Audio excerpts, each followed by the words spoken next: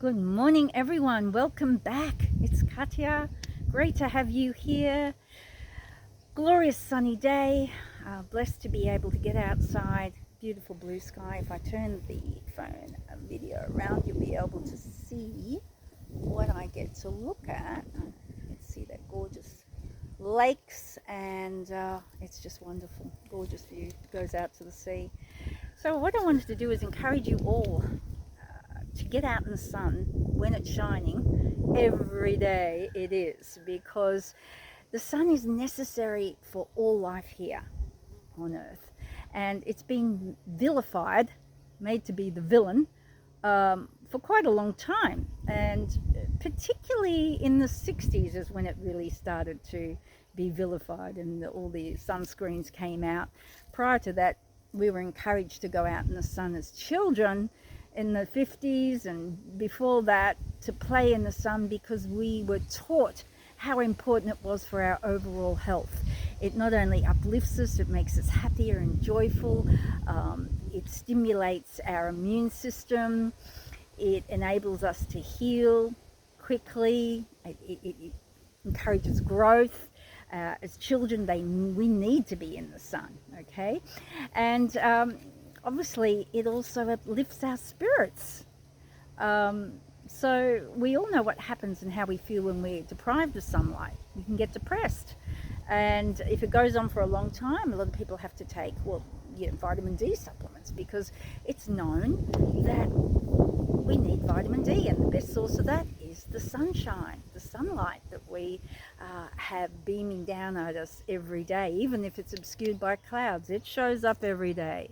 And not only that, it helps us regulate our circadian rhythms, and that is how we function on a day-to-day basis, as particular hours through the day. It enables us to sleep better at night and to wake, and our body systems also become harmonized with these rhythms and the changes that occur in the day and night. So it's essential, it really is. And most people who are outside a lot, they sleep better, they feel happier, they're more creative, and life always looks good.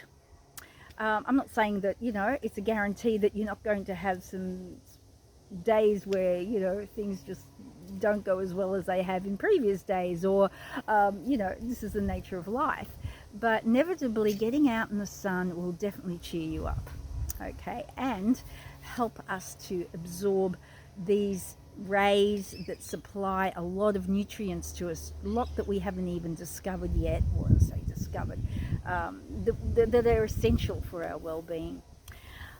All right, now quite a few people have asked me about the mediumship abilities that I have been gifted with, and I have to make it clear, I don't intentionally set about talking to people who've passed. They have often opened up that communication, much to my surprise and shock, and it's something that I didn't intend to seek out.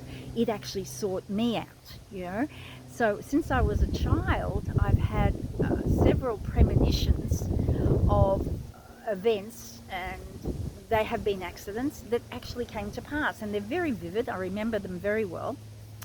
I've also had other premonitions, but I often didn't speak about them, and they also came to pass.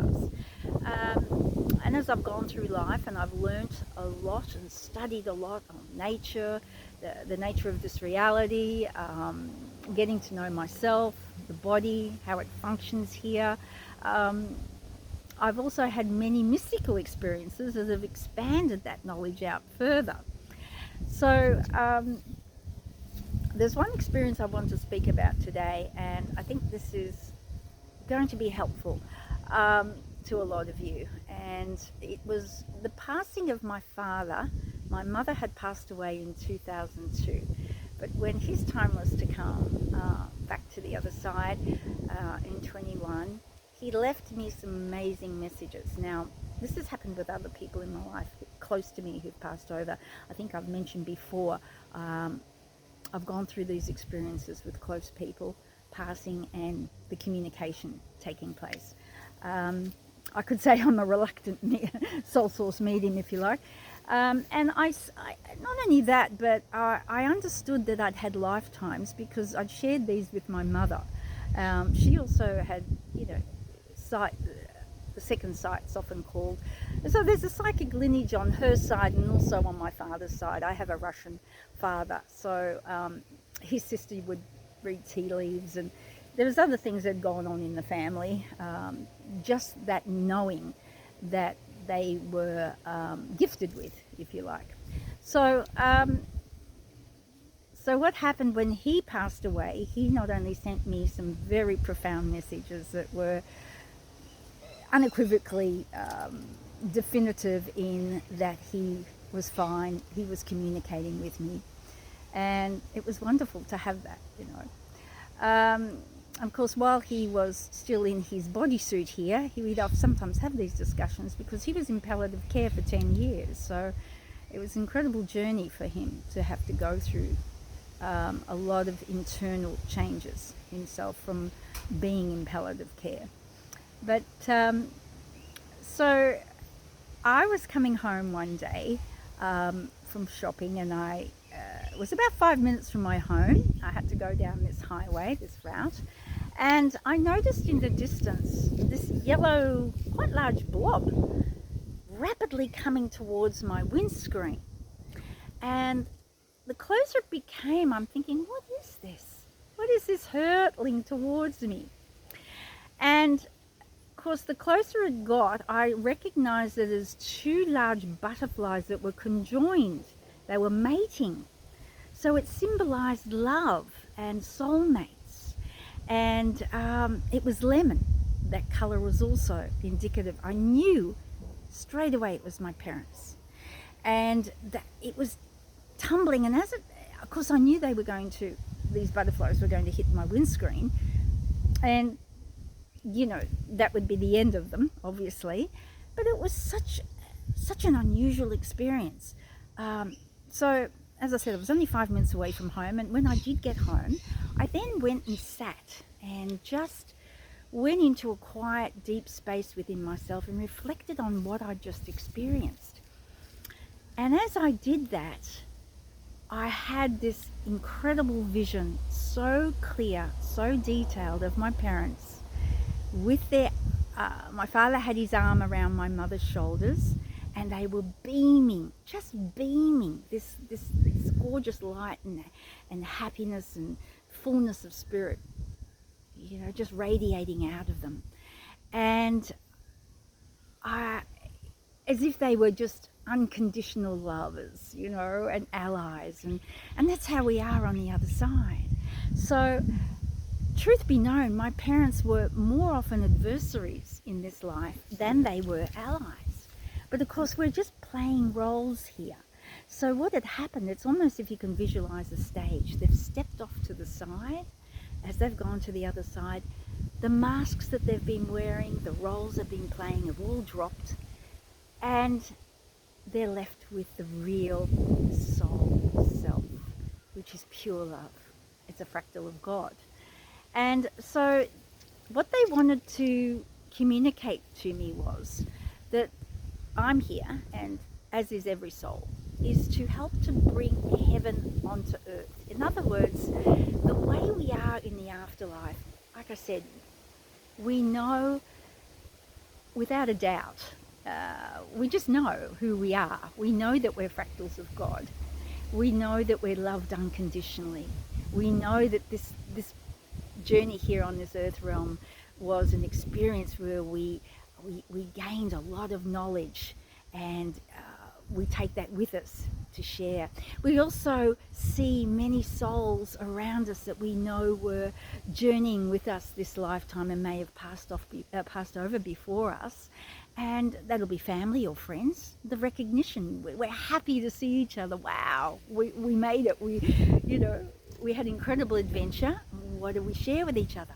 We also can recognize souls that perhaps did not journey with us this time, but we know them. We're very familiar with them. They're part of a soul group that we all are assigned to, if you like.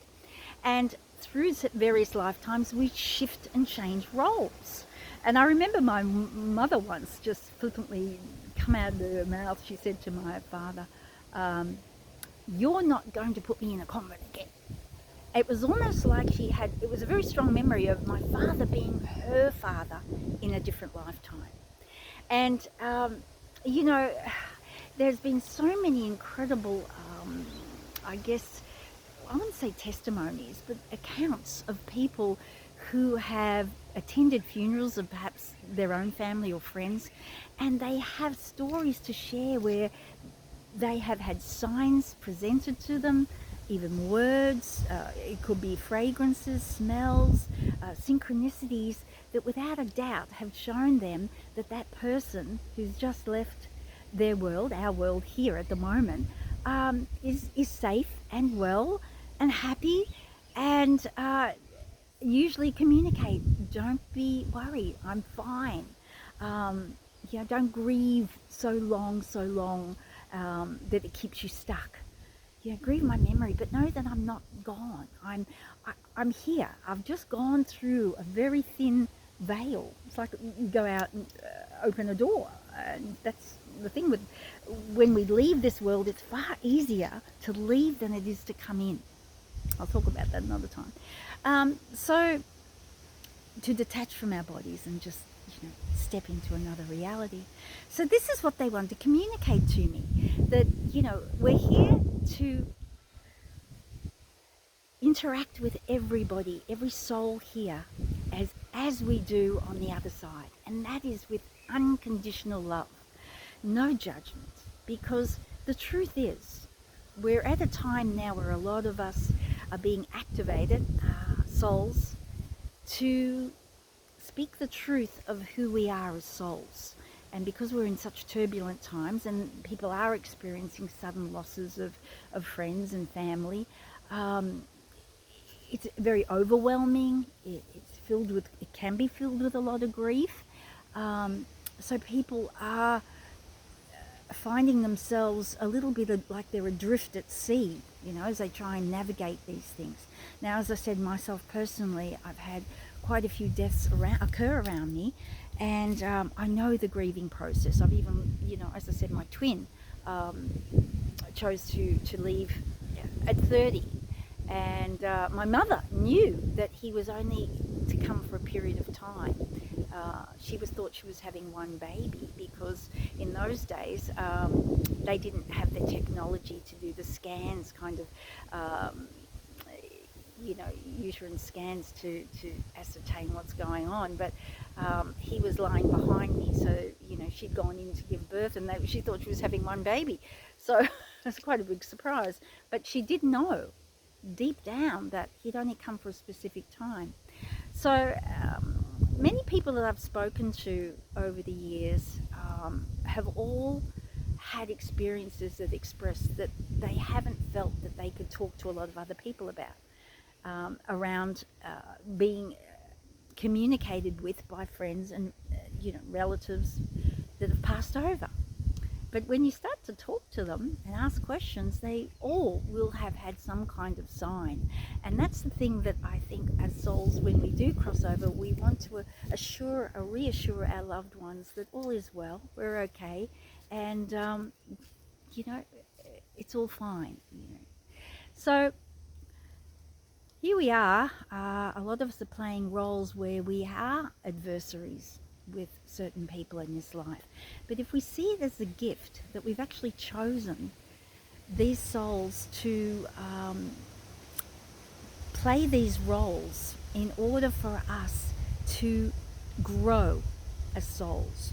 And even if on paper it looks, wow, why would you agree to do this? But it's all done with acts of love, and it's to gain that experience and wisdom. So this is what my parents wanted to convey to me, and that is that each of us are the one consciousness, and we all as humans have the same desires, we have the same needs as everybody else. There's not one place you can go on earth and meet people where it's any different.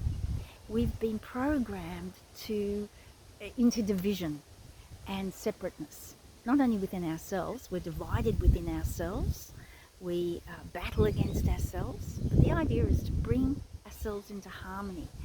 But also history shows us we battle with other beings, whether they don't happen to have the skin color of the moment, or they live in a particular location, or they have a different culture and the way they do things to us. So all these things that we can think of that are differences will create division if we allow it to. But if we go beyond that and understand that we are all spirits, we are all souls, every single one of us, and we're playing a role. We have a caricature that you see, but inside us, through the eyes, we're all a soul looking out, and we're all, like I said, navigating this realm the best that we can at any given time. And we're here helping and assisting each other, and the way we do that is to see that we are all the same, because that's the truth of it. We've been told that we're not, but we are all the same. We're all from the same human family. And if we can just go beyond the differences and look for commonalities, this is how we're going to go through these periods that we're thrust into at the moment. There's a lot of chaos, a lot of division purposely being whipped up to anchor that into our societies. And we have to see it for the false lies that it is, and do the opposite. Embrace each other as the humans that we are through these incredible times. It's a difficult journey being here on this planet.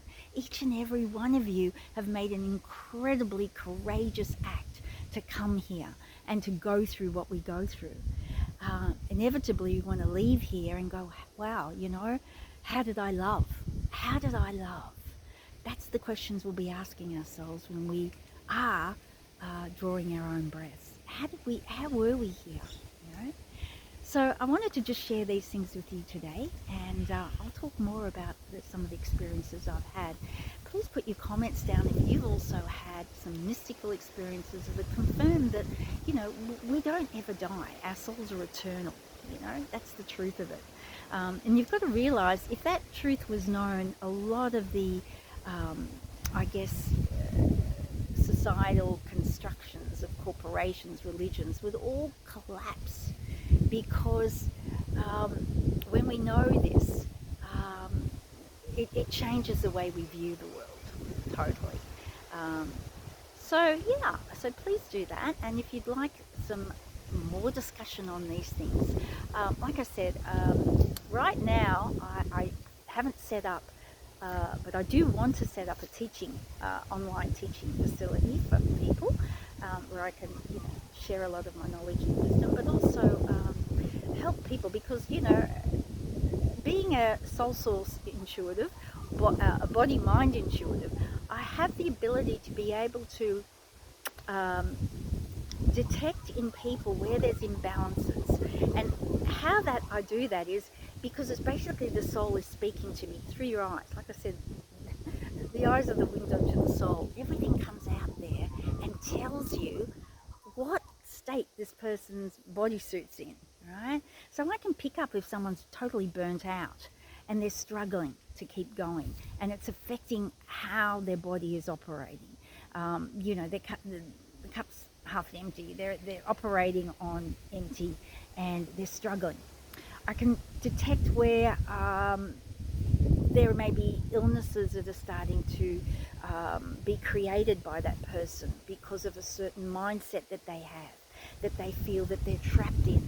They're unable to come to any conflictual resolution in their life.